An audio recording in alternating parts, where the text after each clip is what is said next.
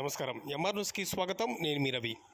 యువత మాదక ద్రవ్యాలకు బానిసలుగా మారి వారి ఉజ్వల భవిష్యత్తును పాడు చేసుకుంటున్నారని కావలి డీఎస్పీ శ్రీధర్ అన్నారు. నెల్లూరు జిల్లా కావలి పట్టణంలోనే జవహర్ భారతి డిగ్రీ కళాశాలలో 2వ పట్టణ సిఐ గిరిబాబు ఆధ్వర్యంలో గంజాయి మాదక ద్రవ్యాల నియంత్రణ కోసం విద్యార్థులకు కావలి ప్రజలకు అవగాహన సదస్సును నిర్వహించారు. ఈ కార్యక్రమానికి ముఖ్య అతిథిగా డీఎస్పీ శ్రీధర్ హాజరయ్యారు. ఈ సందర్భంగా ఆయన మాట్లాడుతూ గంజాయి ఇతర మాదక ద్రవ్యాల మత్తుకు ఎక్కువగా యువకులు విద్యార్థులు బానిసలుగా మారి పలు అసంఘిక కార్యక్రమాలకు నేరాలకు పాల్పడుతూ చిన్న వయసులోనే జైలు పాలు అవుతున్నారని వారి జీవితాలను నాశనం చేసుకుంటున్నారన్నారు. యువకులు గంజాయి ఇతర మాదక ద్రవ్యాలతో పాటు సోషల్ మీడియాలో కూడా అవగాహన కలిగి వాటికి బానిసలు కాకుండా మీ జీవితాలకు మీరే బంగారు బాటలు వేసుకోవాలని ఆయన కోరారు. ఈ కార్యక్రమంలో పోలీస్ అధికారులు, సిబ్బంది, విద్యార్థులు, ఉపాధ్యాయులు పాల్గొన్నారు. వాడిని అరెస్ట్ చేసి రిమాండ్ పంపిస్తాము. దాదాపు 10,000 రూపాయల ఫైన్, 6 నెలలు జైలు శిక్ష. వాడికి ఒక్కసారి పోలీస్ రికార్డ్స్ ఎంటర్ అయిందంటే వాడి జీవితం నాశనం. కాబట్టి ఉద్యోగం రాదు, పాస్పోర్ట్ కూడా రాదు వాడికి.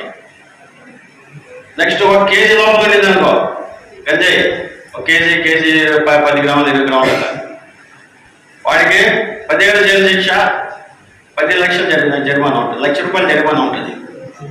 1 లక్ష జరిమానా, 10 సంవత్సరాల జైలు శిక్ష 1 కేజీ గంజాయి పైన కానీ పట్టుకుంటే. అదేవిధంగా 20 కేజీలు గంజాయి పైన కానీ ఉంటే వాడికి 20 సంవత్సరాల జైలు శిక్ష, 10 లక్షల పైన. వాళ్ళు లేకపోతే బతికేదో 6-7 ఏళ్ళు అంటే 20 ఏళ్ళు ఆడ బాగా నాకు ఇంకేం పడతారు వాడు. కాబట్టి ఇవన్నీ కూడా చాలా డేంజరస్. యువతని నిర్వీర్యం చేసేస్తాయి, నాశనం చేస్తాయి. ఒక దేశాన్ని నిర్వీర్యం చేయాలా లేదా ఒక ఫ్యామిలీని నాశనం చేయాలంటే వాళ్ళ పిల్లలకి ఇట్లాంటివన్నీ నేర్పించారంటే వాడు స్టార్టింగ్లో బాగుంటాయి, మంచిగా అనిపిస్తుంది. రాను నాశనం అయిపోతాడు.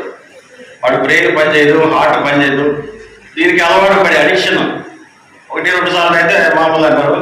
రోజు తాగగా అడిక్షన్ అయిపోతారు. మరుసటి రోజు తాగకపోతే వాడు ఉండలేడు.